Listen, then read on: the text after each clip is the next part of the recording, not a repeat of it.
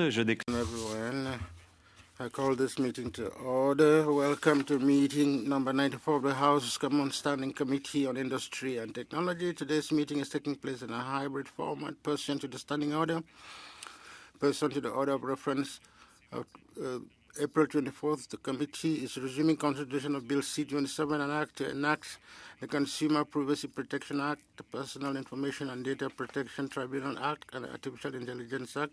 I would like to welcome our witnesses today from the Canadian Civil Liberties Association, Daniel Konikoff, Interim Director of the Privacy Technology and Surveillance Program. From the International Civil Liberties Group, Tim McSorley, National Coordinator. We have from Open Media, Matthew Hatfield, Executive Director. We have from the Privacy and Access Council of Canada, Sharon Polsky, President. And finally, from the Public Interest Advocacy Center, John Lawford, Executive Director and General Counsel, Yuka Sai, also staff lawyer. And we also have Sam Andre from the Toronto Metropolitan University, Managing Director. Thank you all for being here with us today. We're pleased that we were able to start on time. And I now give the floor to Mr. Konikoff for 5 minutes from the Canadian Civil Liberties Association. You have the floor. And thank you for inviting us to appear before you today. I'm the Interim Director of the Privacy, Technology, and Surveillance Program at the Canadian Civil Liberties Association, an organization that has been standing up for the rights, civil liberties, and fundamental freedoms of people in Canada since 1964. Protecting privacy and human rights in our tech-driven present is no small undertaking. We commend the government for trying to modernize Canada's legislative framework for the digital age, and we commend the work this committee is doing to get this legislation right. We also acknowledge the procedural hurdles that may make it challenging for us to speak completely to Bill C-27 and its potential amendments. However, I will highlight 3 amendments from CCLA's written submission that we believe must be adopted to make C-27 more respecting of people's rights in Canada.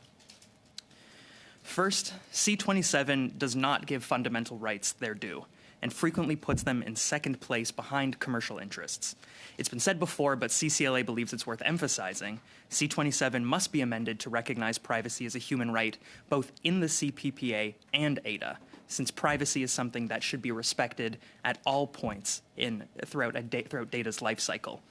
This bill must also be amended to recognize our equality rights in the face of data discrimination and algorithmic bias, risks which grow exponentially as more and more data are gathered and fed into AI systems that make predictions or decisions of resounding consequence. Privacy, data, and AI legislation the world over, like those in the European Union, already have stronger rights-based framing and protections. Canada simply needs to catch up. Second, there are concerning gaps in Bill C-27 around the issue of sensitive information.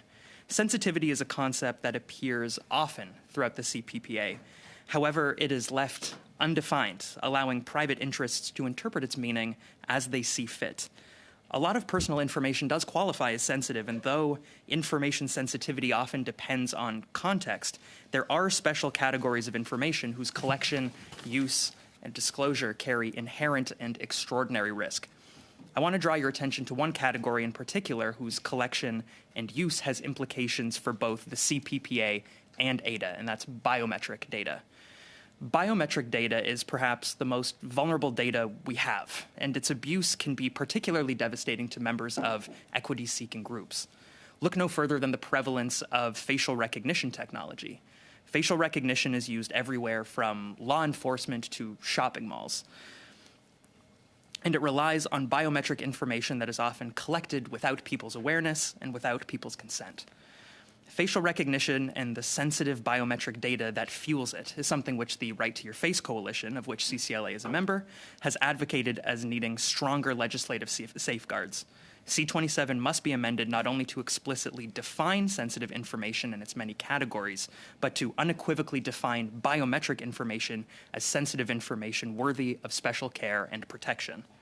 Third, and finally, we take issue with the number of consent carve-outs in Section 18 of the CPPA and how these can ultimately trickle down to ADA. These carve-outs are, by and large, an affront to meaningful consent, and so to people's right to privacy.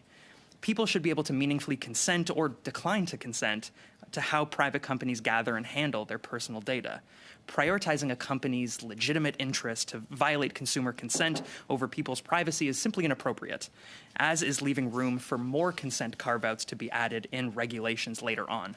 C27 is frankly porous with these exemptions and exceptions, and these gaps come at the expense of people's privacy.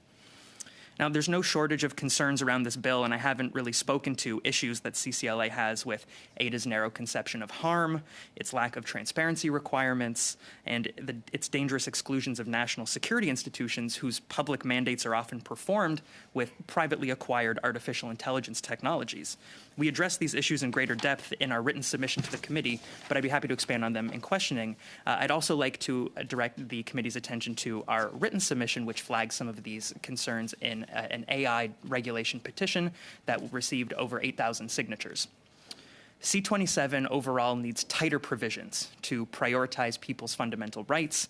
The CPPA needs to plug its gaps around information, sensitivity, and consent, and if ADA is not to be outright scrapped, reset, or just separated from this bill, it needs fundamental rethinking. Thank you.